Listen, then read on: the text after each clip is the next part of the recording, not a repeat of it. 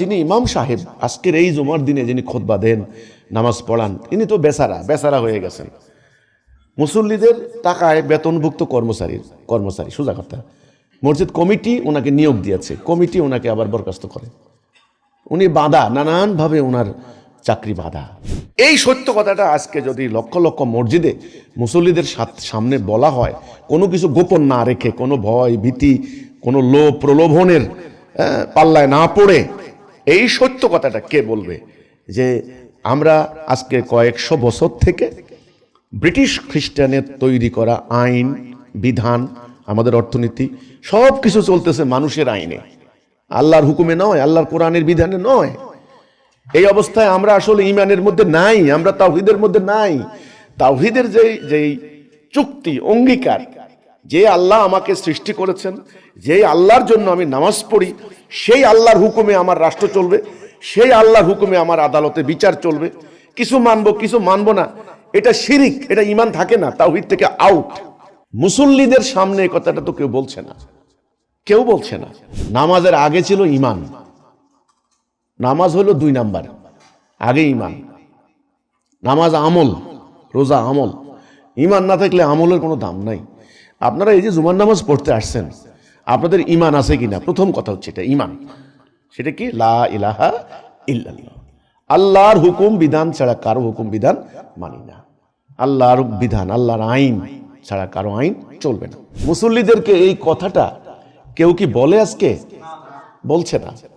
ঈমানের এই কথাটা বলছে না। লা ইলাহা ইল্লাল্লাহর যে দাবি, যে তাৎপর্য, যে কথা, যে ডিমান্ড, এটা কিন্তু বলছে না। মুসল্লিদেরকে এই কথা কেউ বলছে না। আপনার উপরে নামাজ পড়া যেমন ফরজ, আল্লাহর দ্বীন কায়েম করাও ফরজ, দ্বীন কায়েমের উদ্দেশ্যে জিহাদ করাও ফরজ। কুতিবা আলাইকুমুস সিয়াম, রোজা যেমন ফরজ, কুতিবা আলাইকুমুল কিতাল, যুদ্ধ করাও ফরজ। মানুষের সামনে আজকে পরিষ্কার করে কোনো কিছু গোপন না করে সত্য কথাটা কে বলবে? কে? যাদের বলার দায়িত্ব ছিল তারা তো বলা বাদ দিয়েছেন, তারা এখন আর বলেন না, তারা বলছেন না। তাহলে কে বলবে এই সত্য কথাটা? এখানে মানুষ জীবন চালাইতে পারতেছে না, সুইস ব্যাংকের টাকা চলে যাচ্ছে। কার টাকা? কার টাকা? আপনার টাকা, সুইস ব্যাংকের টাকা। আরো lakh lakh billion billion dollar পাচার হয়ে যাচ্ছে। এই একটা শ্রেণী, একটা সিন্ডিকেট। তো এখন জনগণকে তো এই কথাগুলি বলতে হবে। ইসলাম তো একটা বিপ্লবের নাম, ইসলাম তো একটা পরিবর্তনের নাম, ইসলাম তো একটা রেনেসার নাম, ইসলাম তো একটা শান্তি কায়েমের নাম, একটা আদর্শের নাম। ইসলাম তো অজ্ঞ মূর্খের ধর্মের নাম না, ইসলাম তো নিষ্প্রাণ নির্জীব গোলাম জাতির ধর্মের নাম না। যেই জাতি আল্লাহর দাসত্ব করে সে তো মানুষের দাসত্ব করতে পারে না। পারে? ইয়াউমুল জুমা, জুমাবার, আজকের এই দিন। এই দিনে হাজার হাজার লক্ষ লক্ষ মসজিদে লক্ষ লক্ষ কোটি কোটি মুসল্লি তারা আসেন, সপ্তাহে একদিন অন্তত জুমার নামাজে সামিল হন। অন্যান্য সপ্তাহের 5 ওয়াক্ত নামাজ গাফলতি করলেও জুমার নামাজ তারা ছাড়েন না। ছোট ছোট বাচ্চাদেরকে হাতে করে নিয়ে আসেন, জুমার নামাজে সামিল হন।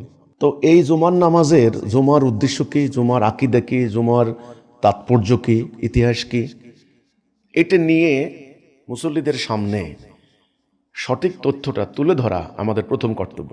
কোরআনের আয়াতগুলি যদি আপনি পড়েন, আপনারা দেখবেন সেখানে সূরা বাকারাতে আল্লাহ তাআলা 174 নম্বর আয়াতে বলেছেন, যারা আমার আয়াত গোপন করে, গোপনকারী মকতুম, তাইলে যারা আমার আয়াত গোপন করে এবং বিনিময়ে তুচ্ছ মূল্য গ্রহণ করে, তারা নিজেদের জটরে আগুন ব্যতীত কিছুই ঢুকায় না। তাইলে গোপন করাটা কি ভয়ঙ্কর জিনিস? আগে কিন্তু গোপনের কথা আসছে, তারপরে বিনিময় নেওয়া। সূরা বাকারার অন্য আয়াতে আছে, যারা আমার আয়াত গোপন করে তাদের উপরে আল্লাহ লানত, তওবা করতে হবে, তাহলে লানত যাবে না। এই কথাটা খুব ভয়ঙ্কর যে আল্লাহ যেটা নাজেল করেছেন সেটা আপনি গোপন করতে পারবেন না। আপনার নিজের স্বার্থে, ভয়ে বা আতঙ্কে বা লোভে কোনো কারণে আপনি গোপন করতে পারবেন না। নবী রাসূলরা যদি গোপন করতেন তাহলে ওনাদের অনুসারীরা, মানে উম্মতরা, তাহলে কিন্তু সঠিক তথ্য পেতেন না। যেমন সরকার কোনো নোটিশ জারি করলে জনগণের উদ্দেশ্যে, সরকারি কর্মকর্তা যিনি থাকবেন, ডিসি বলেন, এসপি বলেন বা ওনারা আমরা যাদেরকে জানি চিনি টিএনও বলেন, এনাদের কর্তব্য হচ্ছে জনগণকে মাইকিং করে বা নানানভাবে জানিয়ে দেওয়া এই সরকারের পক্ষ থেকে এই সিদ্ধান্তটা আসছে। কে মানবে কে মানবে না, যারা মানবে না তারা পরবর্তীতে শাস্তির মুখোমুখি হবে, সেটা ভিন্ন কথা। কিন্তু সরকারি কর্মকর্তার নিয়ম দায়িত্ব হচ্ছে এটা জানিয়ে দেওয়া।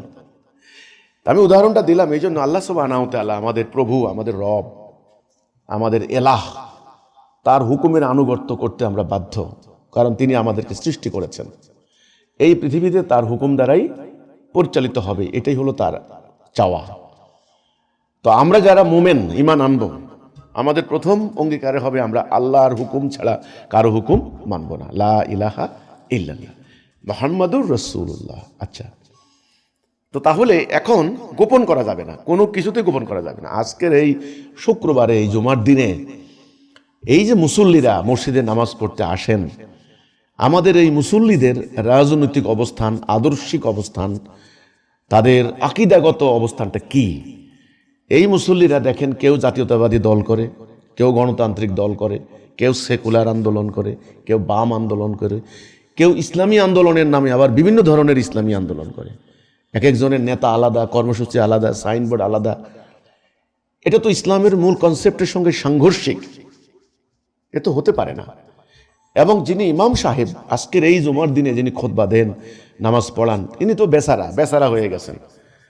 মুসল্লিদের টাকায় বেতনভুক্ত কর্মচারী সোজা কথা। মসজিদ কমিটি ওনাকে নিয়োগ দিয়েছে, কমিটি ওনাকে আবার বরখাস্ত করে। উনি বাঁধা, নানানভাবে ওনার চাকরি বাঁধা। এই জুমার দিন যাচ্ছে, প্রতি বছর আমরা এই জুমাগুলি পাচ্ছি, প্রতিটা মাসে কমপক্ষে 4টা জুমা যাচ্ছে। লক্ষ লক্ষ মানুষ মসজিদে আসেন। মানুষের সামনে আজকে পরিষ্কার করে, কোনো কিছু গোপন না করে সত্য কথাটা কে বলবে? কে? যাদের বলার দায়িত্ব ছিল তারা তো বলা বাদ দিয়েছেন, তারা এখন আর বলেন না, তারা বলছেন না। তাহলে কে বলবে এই সত্য কথাটা? কি কথাটা? প্রথম কথাটা বলতে হবে যে আপনারা এই যে নামাজ পড়তে আসছেন, নামাজের আগে ছিল ঈমান। নামাজ হলো 2 নাম্বার, আগে ঈমান। নামাজ আমল, রোজা আমল। ঈমান না থাকলে আমলের কোনো দাম নাই। আপনারা এই যে জুমার নামাজ পড়তে আসছেন, আপনাদের ঈমান আছে কিনা? প্রথম কথা হচ্ছে এটা, ঈমান। সেটা কি? লা ইলাহা ইল্লাল্লাহ। আল্লাহর হুকুম বিধান ছাড়া কারো হুকুম বিধান মানি না। আল্লাহর বিধান, আল্লাহর আইন ছাড়া কারো আইন চলবে না। আল্লাহর বিধান কি? এই যেমন আমার সামনে আছে পবিত্র কোরআন, এটা আল্লাহর বিধান, এটা আল্লাহ নাজেল করেছে। এই বিধানটা নাজেল করার একটা উদ্দেশ্য আছে না? উদ্দেশ্য আছে। যেমন এই কলম, এর একটা উদ্দেশ্য আছে, লেখা না উঠলে কোনো মূল্য নাই। এই ফ্যান, এর একটা উদ্দেশ্য আছে, উদ্দেশ্যটা হলো বাতাস দিবে, বাতাস না দিলে এই ফ্যানের কোনো দাম নাই। তেমনি আল্লাহর এই বিধান নাজেলের একটা উদ্দেশ্য আছে। উদ্দেশ্য হলো এটাকে কায়েম করে, প্রতিষ্ঠা করে মানুষ যেন শান্তি পায়, মানুষ যেন দরজা খুলে ঘুমাতে পারে, মানবাধিকার প্রতিষ্ঠা হবে, ন্যায় বিচার হবে, মানুষে মানুষে ভেদাভেদ হবে না, দুর্বলের উপর সবলের অত্যাচার হবে না, অফিসে সুদ হবে না, বাজারে ব্যবসায়ীরা মাপে কম দিবে না, নারীদের উপর নির্যাতন হবে না, ধর্ষণ হবে না, শিশুদের উপর বলাৎকার হবে না, অশান্তি এটা হবে না। শান্তি কায়েমের জন্য একমাত্র গ্যারান্টি হচ্ছে আল্লাহর এই দ্বীনকে কায়েম করা, এটা প্রতিষ্ঠা করা। তাহলে একজন মানুষের উপরে নামাজ প্রথম কর্তব্য না, একজন মানুষের মুমিনের উপরে প্রথম কর্তব্য হচ্ছে আল্লাহর হুকুম মেনে নেওয়ার অঙ্গীকার, ঈমান। এটা হলো প্রথম কথা। মুসল্লিদেরকে এই কথাটা কেউ কি বলে? আজকে বলছে না, ঈমানের এই কথাটা বলছে না। লা ইলাহা ইল্লাল্লাহর যে দাবি, যে তাৎপর্য, যে কথা, যে ডিমান্ড, এটা কিন্তু বলছে না। মুসল্লিদেরকে এই কথা কেউ বলছে না। আপনার উপরে নামাজ পড়া যেমন ফরজ, আল্লাহর দ্বীন কায়েম করাও ফরজ, দ্বীন কায়েমের উদ্দেশ্যে জিহাদ করাও ফরজ। কুতিবা আলাইকুমুস সিয়াম, রোজা যেমন ফরজ, কুতিবা আলাইকুমুল কিতাল, যুদ্ধ করাও ফরজ। এ তো মুসল্লিদেরকে বলতে হবে। শুয়োর যেমন হারাম, শুয়োর খাবেন না, মুসল্লিরা জানে শুয়োর খাওয়া জায়েজ নাই, কিন্তু মুসল্লিদেরকে বলতে হবে সুদও জায়েজ না, সুদও হারাম, ধর্ম ব্যবসাও হারাম। আপনি অর্ধেক বলবেন না, তা তো হতে পারে না, এটা তো শিরিক। শিরিকের গুনাহ আল্লাহ মাফ করবেন না। যারা শিরিক করে তারা মুশরিক। মক্কার কাফেররা মুশরিক ছিল কেন? তারা তো নামাজ পড়তো, তারা হজ করতো, তারা রোজা রাখতো, তারা আল্লাহ বিশ্বাস করতো, তারা কাবা কেন্দ্রিক হজ করতো তারা, সোজা কথা। তাদের দাড়ি ছিল, পাগড়ি ছিল, তারা আরবিতে কথা বলতো। সেই মক্কার মুশরিকরা, কাফেররা, তারা সিদ্ধান্ত নিয়েছিল যে নবীর উপরে যেটা নাজেল করেছেন এই বিধান তারা মানবে না। তারা বলেছিল আমাদের পূর্বপুরুষ যেদিকে গেছে আমরা সেটাই করব। ফলে তারা কাফের মুশরিক হয়েছে। তাদের ব্যক্তিগত বিশ্বাস, আমল কোনো কিছুই কাজে আসে নাই, সব ব্যর্থ। এই সত্য কথাটা আজকে যদি লক্ষ লক্ষ মসজিদে মুসল্লিদের সামনে বলা হয়, কোনো কিছু গোপন না রেখে, কোনো ভয় ভীতি, কোনো লোভ প্রলোভনের পাল্লায় না পড়ে, এই সত্য কথাটা কে বলবে যে আমরা আজকে কয়েকশো বছর থেকে ব্রিটিশ খ্রিস্টানের তৈরি করা আইন বিধান, আমাদের অর্থনীতি সব কিছু চলতেছে মানুষের আইনে, আল্লাহর হুকুমে নয়, আল্লাহর কোরআনের বিধানে নয়। এই অবস্থায় আমরা আসলে ঈমানের মধ্যে নাই, আমরা তাওহীদের মধ্যে নাই। তাওহীদের যেই চুক্তি, অঙ্গীকার, যে আল্লাহ আমাকে সৃষ্টি করেছেন, যে আল্লাহর জন্য আমি নামাজ পড়ি, সেই আল্লাহর হুকুমে আমার রাষ্ট্র চলবে, সেই আল্লাহর হুকুমে আমার আদালতে বিচার চলবে, কিছু মানবো কিছু মানবো না, এটা শিরিক, এটা ঈমান থাকে না, তাওহীদ থেকে আউট। মুসল্লিদের সামনে এই কথাটা তো কেউ বলছে না, কেউ বলছে না। এবং মুসল্লিদের সামনে এই কথা কি কেউ বলছে যে আপনারা যারা নামাজ পড়তে আজকে আসছেন, আপনারা কেউ গণতান্ত্রিক দল করেন, কেউ সেকুলার দল করেন, কেউ জাতীয়তাবাদী, কেউ বাম, এই যে নানান দল করেন, এত দল করলে তো ঈমান থাকে না। মুসলমানদের দল হবে তো একটা, ওয়াতাসিমু বিহাবলিল্লাহি জামিআন ওয়া লা তাফাররাকু, কোরআনের আয়াত। কোন আলেমে এই আয়াত না জানে যে ফারাক হইও না, বিহাবলিল্লাহ মানে আল্লাহর রশি ধরে রাখো, আল্লাহর রশি একটা, সিরাতুল মুস্তাকিম। আপনারা ক্ষমতার জন্য কেউ বাম আন্দোলন করেন, কেউ সেকুলার আন্দোলন করেন, কেউ গণতন্ত্রের নামে মানব রচিত বিধান প্রতিষ্ঠার আন্দোলন করেন, তাহলে তো আপনাদের অভিপ্রায় তো দিন প্রতিষ্ঠা না, মানব রচিত বিধান প্রতিষ্ঠা। যারা মোমেন তারা লড়াই করে আল্লাহর পথে, কাফের তারা লড়াই করে তাগুদের পথে। এই আয়াত কি আলেমরা জানেন না? তো এটা তো বলতেছেন না তো, কোরআনের আয়াত তো সূরা মায়েদা, যে যারা আল্লাহর আইন বিচার, আল্লাহ যেটা নাজেল করেছেন সেটা মোতাবেক বিচার করে না, তারা কাফের, তারা জালেম, তারা ফাসেক। আপনি যত লম্বা দাড়ি রাখেন আর টুপি পরেন, যত ওয়াক্ত নামাজ পড়েন, আল্লাহর হুকুম দ্বারা বিচার ফায়সালা না করলে কাফের, একবার সোজা। এই সত্য কথাটা, এই সিম্পল কথাটা বলে না কেন মসজিদগুলোতে? কি কথা বলে মসজিদে, কি আলোচনা হয় আমি জানি না। আমরা মসজিদ দিয়েছি আমাদের ব্যবস্থাপনায়, সারা বাংলাদেশে আলহামদুলিল্লাহ আমাদের ব্যবস্থাপনায় আমরা অনেক মসজিদ দিয়েছি। সেখানে আপনি যাই দেখেন, আমাদের একটা মসজিদে যাই দেখেন, তাওহীদ প্রতিষ্ঠার সংগ্রাম, দিন প্রতিষ্ঠার কর্মসূচির বাহিরে কোনো কথাই নাই। আজকে এই শুক্রবারে লক্ষ লক্ষ কোটি কোটি মুসল্লি সারা বাংলাদেশের লক্ষ লক্ষ মসজিদে আজকে যাচ্ছেন। সেই গ্রামের একটা মসজিদ থেকে শুরু করে ঢাকার রাজধানীর বাইতুল মোকাররম মসজিদ পর্যন্ত, এই মসজিদগুলির কার্যক্রম পরিচালিত হয় জনগণের চাঁদায়, জনগণের টাকায়। এই মসজিদগুলিতে কোটি কোটি টাকা বিদ্যুৎ বিল যায় না, যাচ্ছে। পানি যায় না, যাচ্ছে। কোটি কোটি টাকা হুজুরদের বেতন যায় না, যাচ্ছে। ওকে, সেই মসজিদগুলি যদি মুসলিম উম্মার সংকট সমাধানের কেন্দ্রবিন্দু না হয়, খালি ওই 2 রাকাত নামাজ পড়ার জায়গা হয়, তাইলে এটা কেমন কথা হলো? এটা কি মসজিদের হক আদায় হচ্ছে? ইসলামের মসজিদের উদ্দেশ্য কি ছিল? রাসূলুল্লাহ সাল্লাল্লাহু আলাইহি সাল্লাম যে মসজিদ নববী তৈরি করলেন উনি কষ্ট করে, এরপরে উনার জীবদ্দশায় যে কয়টা মসজিদ হলো, উনার চলে যাওয়ার পরে খোলাফায়ে রাশিদুনের সময় যে কয়টা মসজিদ হলো, সেই মসজিদগুলিতে কি হইতো বলেন? কি হইতো? সেখানে এক একজন এক এক ফেরকার ইমাম সাহেব, এরকম কি ছিল সিস্টেমটা? পুরা মুসলমান জাতি ছিল একটা, মুসলমান জাতি এক জাতি, এক জাতি, কেন্দ্রীয় ইমাম মানে আমিরুল মুমিনিন বা খলিফাতুল মুসলিমিন, রাষ্ট্রের প্রধান একজন, জাতির নেতা একজন। উনি বিভিন্ন যেখানে যেখানে খুতবা দিবেন, ওনার পক্ষ থেকে একই খুতবা, গভর্নর, আমির, গভর্নর, ইমাম, সোজা কথা। ওই জনগণের দান ভিক্ষার উপরে তিনি নির্ভরশীল ছিলেন না। রাষ্ট্রের কর্মকর্তা, তিনি রাষ্ট্রের পক্ষ থেকে ভাতা পাইতেন, বেতন পাইতেন, অন্যান্য সম্মানিত যে সমস্ত কর্মকর্তারা পাইত সেরকম। ঠিক আল্লাহর কথা, নবীর কথা বলতেন, কারো তোয়াক্কা করতেন না, কারো পরোয়া করতেন না। সেই মসজিদের বিচার হইতো, ফায়সালা হইতো একেবারে যত বিরোধ মীমাংসা স্থানীয় পর্যায়ের, এটাকে বলা হয় হলো সালিশ পদ্ধতি বললে এখন বুঝে, সেটা হয়ে যেত। এখন আদালতে যায় দেখেন লক্ষ লক্ষ মামলা, বাদী বিবাদী উকিল রাখে, উকিলের পিছনে কোটি কোটি টাকা খরচ, লক্ষ লক্ষ টাকা খরচ। প্রায় 40 লক্ষ মামলা এখন বর্তমানে আছে আদালতে পেন্ডিং।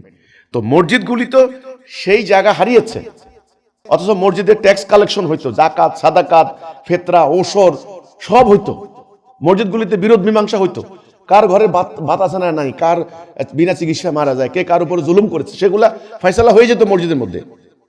কারণ ইমাম সাহেবের নজরে আছে আশেপাশে কোথায় কার সমস্যা। সরকারি কোনো দান অনুদান আসলে সবার ঘরে ঘরে চলে যেত একেবারে বস্তা তার ঘরে ঘরে, মান সম্মানে।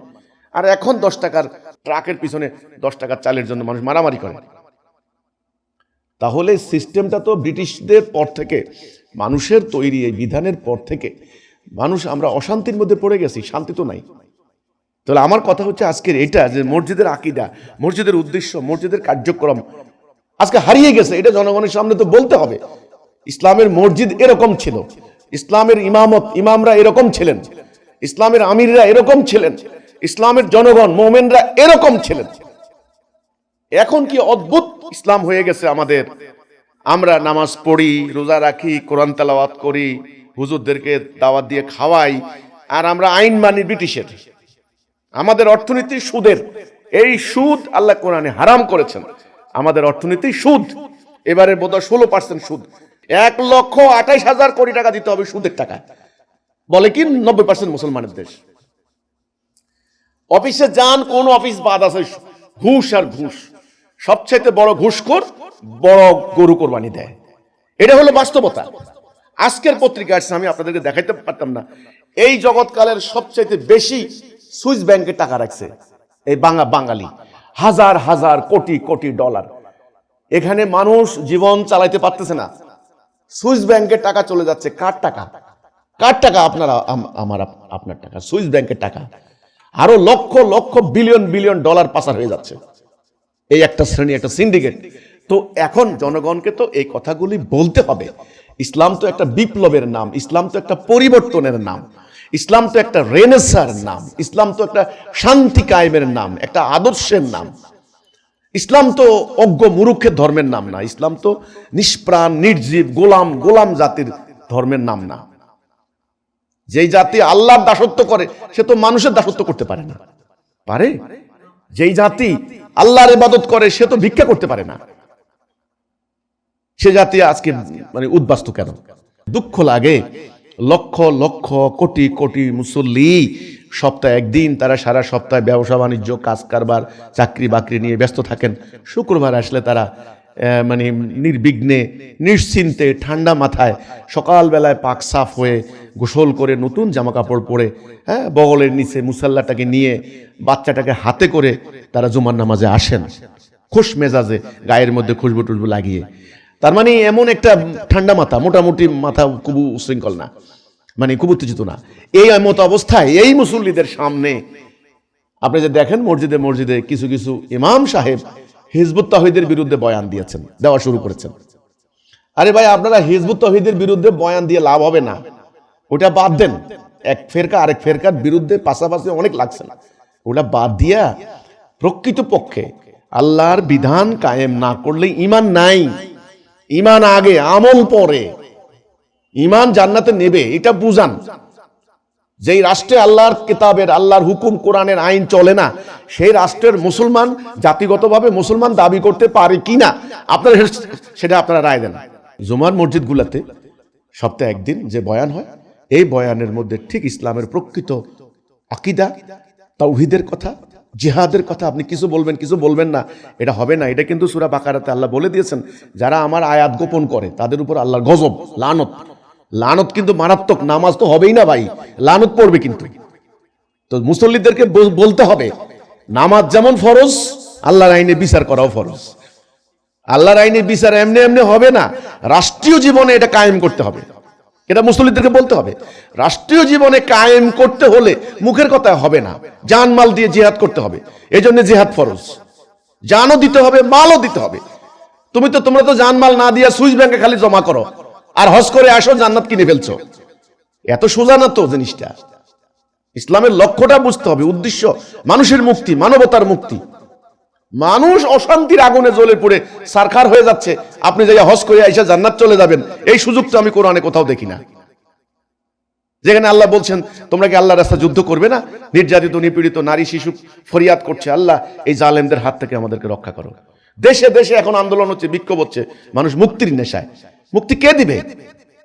এই জন্য মুসল্লিদেরকে বুঝাইতে হবে রোজা যেমন ফরজ, তোমার আল্লাহর দিন কায়েম করার জন্য জিহাদ করাও ফরজ। জান মাল দেওয়া তোমার জন্য বাধ্যতামূলক। ওই মসজিদের সামনে কতগুলো ভিক্ষুক বসে থাকে, যাওয়ার সময় 2 টাকা 5 টাকা সুরে সুরে দিয়ে চলে যায়। আমার মসজিদ হলো ভিতরে টাইলসের মসজিদ, এসি মসজিদ, মসজিদের ফান্ডে 10 কোটি টাকা এখনো খরচ করার জায়গা নাই, আর নামাজের শেষে মসজিদের 2 দিকে ভিক্ষুকের দল আর ভিক্ষুকের দল। এটা কেমন কথা? আমি বুঝলাম না, এটা কেমন হিসাব? রাস্তায় যখন ভিক্ষুক থাকে, পুরো রাষ্ট্রের এবং ধর্মের আসল চেহারা হলো ওইটা।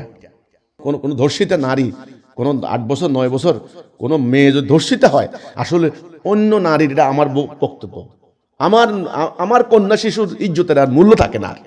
তাহলে ধর্মের মূল উদ্দেশ্য, ইসলামের মূল উদ্দেশ্য মানুষের মুক্তি, মানবতার কল্যাণ, ওইটাই যদি না থাকে, আর বাকি সব আনুষঙ্গিক, ইউজলেস, ফিউটাইল। মুসল্লিদের সামনে আমি মনে করি সত্য কথা বলা উচিত। কোনো গোপন করা, যারা গোপন করবে তাদের উপর আল্লাহ লানত পড়বে, সোজা কথা। শুয়োর খাওয়া হারাম, আপনি খালি ওয়াজ করলেন শুয়োর হারাম, সুদ খাওয়াও হারাম, এবং ধর্ম ব্যবসাও হারাম, দিনের নামে বিনিময় নেওয়াও হারাম। আপনি এটা বলবেন না কেন জনগণকে? অর্ধেক বলবেন না, তাহলে লানত পড়বে। কিন্তু লানত আল্লাহ দিবেন, আমার বিরুদ্ধে লেগে কোনো লাভ নাই। আমি এই সত্যটা বুঝার পর আমার নিজের জীবনের ঝুঁকি নিয়ে, ঠিক আল্লাহ যা বলেছেন আমি এখন বলে যাচ্ছি, কথা শেষ। এবার আল্লাহ বলেছেন তোমাকে প্রোটেক্ট করা হবে, তোমাকে রক্ষা করা হবে, আমি তোমাকে সাহায্য করব, বাস শেষ। আমার আল্লাহ আমাকে সাহায্য করবে। আমার আল্লাহর উপর তো আমার এই কথাটা আস্থা বিশ্বাস থাকতে হবে। এই জন্যে যেটা সত্য সত্য আজকে বলতে হবে সেটা। আলেম ওলামারা আছেন, আপনারা কে কোন ফেরকার হন, কে কোন তরিকার হন, এটা আমার কাছে মুখ্য না। আমি শুধু একটা কথাই বলতে চাচ্ছি, বর্তমানে আমাদের এই হতভাগা দুর্ভাগা জাতির পরিস্থিতি ভালো না। এই বাংলাদেশের চারদিকে অলরেডি একটা ভয়াবহ ষড়যন্ত্র শুরু হয়েছে। গতকালকে আমরা খবর পেলাম, ভারতে এসে আপনার হলো ইসরায়েলের রাষ্ট্রদূত সরাসরি বলেছে যে বাংলাদেশে হামাসের কার্যক্রম আছে। এটাই হলো ষড়যন্ত্রের মূল সূত্র হচ্ছে এইটা, যে বাংলাদেশে হামাসের কার্যক্রম আছে, কথা শেষ। ওই হামাসের উসিলা দিয়েই কিন্তু পুরা ইসরায়েল, পুরা প্যালেস্টাইন দখল করলো, লক্ষ লক্ষ মানুষকে উদ্বাস্তু করেছে।